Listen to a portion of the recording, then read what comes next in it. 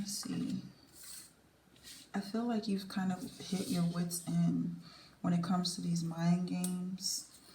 Like, you're really at the point where you're just, yeah, you're at the point where you're calling on a higher power to help you win a situation that you shouldn't be in, that you kind of got yourself tangled up in, and you're asking for forgiveness and just trying to kind of get yourself out of this snare. It's like a bear trap. But you have the key to get yourself out. You have to remember that this situation is completely mental. Any type of trap that you're in is imagined, and you can just as easily imagine yourself free. So this is a mental bondage you've got yourself tangled up in, and it comes from manipulating people and their emotions, because you have to believe the lies in order for them to be believable to others. But that takes a negative toll on you. Okay, that starts to affect your health. So you're asking for forgiveness, you're asking for prayers, and you need to get some rest. You need to take a break from the mental games, the mind games. You need to start telling yourself the truth. You need to have positive thoughts, love on yourself. Stay out of the petty arguments and disputes, because your brain is getting tired of this and it's going to start to shut down because it just doesn't want to hear these thoughts anymore. It's tired of it. Your brain is so much more than a muscle. It's a machine. And it's even more than that. If you keep pressing forward and pushing it and playing with all these different feelings, it's not going to know who it is. So,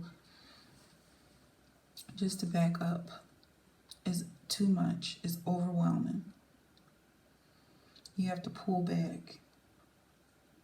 Take a breather. Drink some water. Remember where you came from and who you are. Okay, your parents, your childhood, how you grew up, not just the fantasies, not the games, because your mind is like a labyrinth. It's a maze where if anyone starts to try and figure you out, they get all tangled up. And right now you've tangled yourself up. I don't know if this is someone you met that was kind of like meeting your match, but you're so far from reality right now. Like, you're off on a distant planet. So you got to slowly bring yourself back home. Meditate. Listen to the sounds around you. You're completely safe. Breathe with the sound of traffic. Read a paperback book. Listen to the pages turn. Do something that grounds you. Okay, but just remember, you have the key. If you're feeling lost, you have the key to reality. What is it about your situation that makes you uncomfortable staying in it? Is it financial struggles? Are you just not at a place where you want to be physically?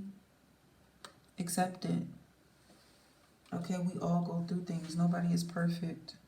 The world is not television.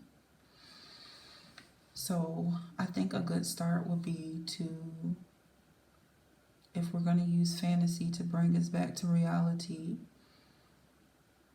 dream of a peaceful memory that brings you back home. Like, for example, your mother's cooking. Smell the food. Think about the sounds of the pots clanging You know, maybe a holiday like Thanksgiving, or, you know, something special in your country,